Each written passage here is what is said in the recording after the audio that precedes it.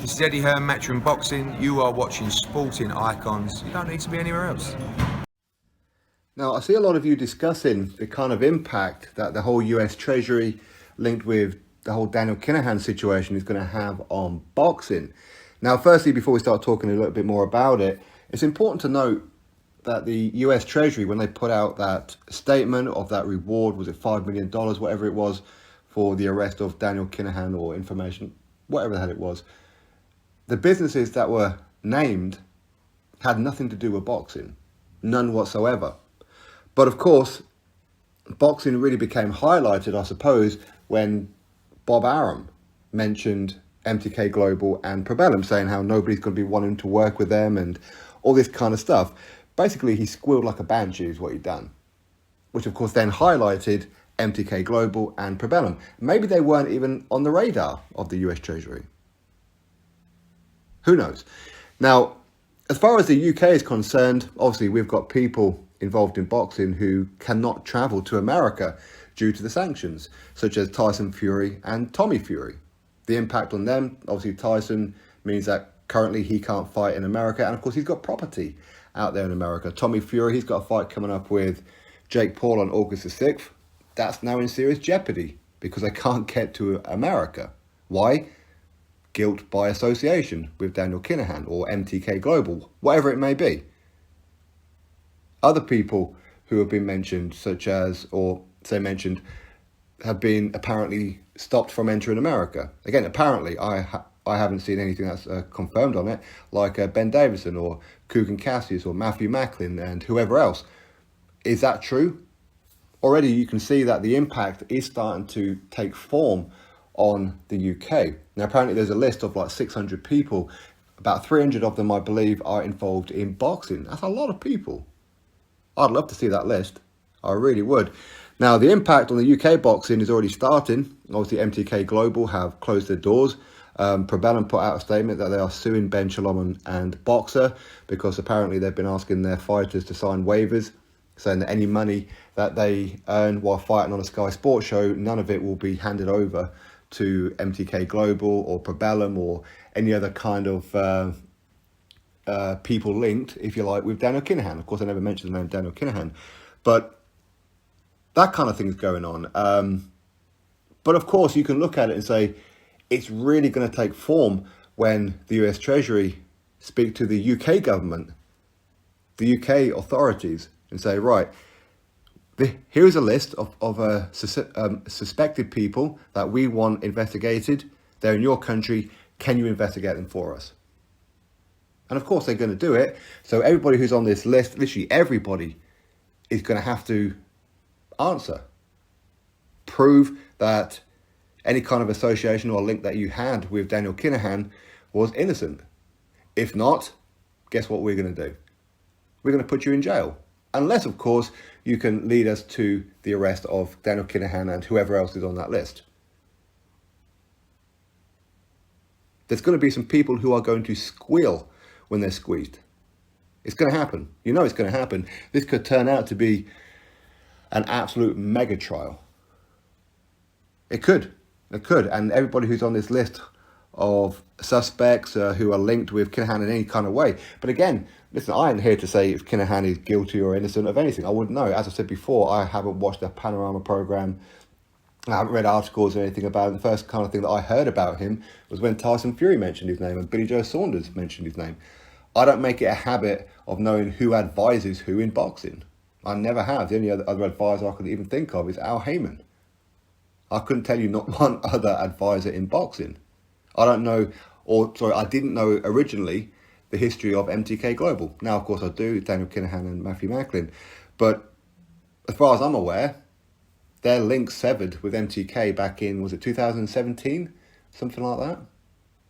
But again, people who say, how can you not know about the background of Daniel Kinahan? Because I just don't.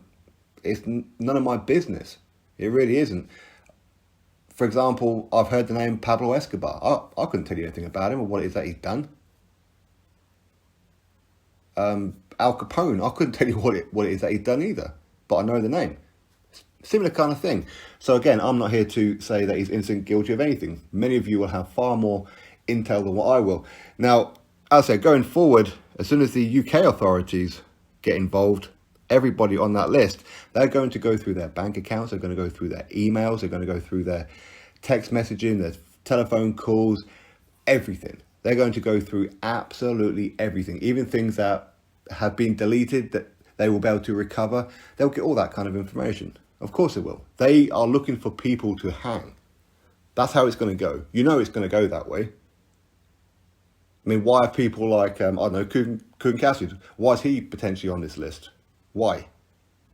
Because he was, or his company IFL, is it managed by MTK? I remember MTK popping up at the beginning and end of all their videos and everything. But so what? Does that mean that he's guilty by association? Again, that's saying MTK Global are guilty. I've heard some people saying how, because now he's got Everlast as a sponsor or something, and Everlast are somehow linked. I don't quite understand that. Something about the MTK Global Box Cup, and it's all linked to House of Fraser, which was Sports Direct. Listen, I don't know, the whole thing confuses me. But does that mean that at some point, just because he's not allowed in America, the US authority, so the UK authorities are now going to be looking at the promotional companies? Well, you allowed these people into your fight nights and interview you and all this kind of thing. In other words, helping them make money. How far is it going to go? And then before you know it, the UK authorities are going to stop people in boxing in general. Well, you've got a link, therefore we're not going to allow you to have a fight in this country of the United Kingdom. We're not going to allow you to promote fights here in the United Kingdom. We don't know how far it's going to go, but I've got a feeling it's going to go really, really deep. It is really deep. Now, again, I don't know why people are mentioning Probellum. I mean, I did believe in the beginning, when I first saw Probellum, I thought, with some of the things that was going on, I thought, okay, so they're working hand in hand with MTK Global. And it's not like it was a big secret. They were being pretty open about it, to the point where you could see certain fighters were transferring over to Probellum. I thought, okay, so they're helping each other out. One's going to be the management company, one's going to be the promotional company, as in the management company MTK, Probellum, the promotional company. Okay, so what, they're working together. Then, of course, MTK Global closed their doors, and was it a merge? Was that always the plan? Again, we don't know. I mean, what's Probellum got to do with anything? They're a new company. Are people just speculating? Because that's all it can be right now, is speculation. Again, they've distanced themselves from Kinahan or anything.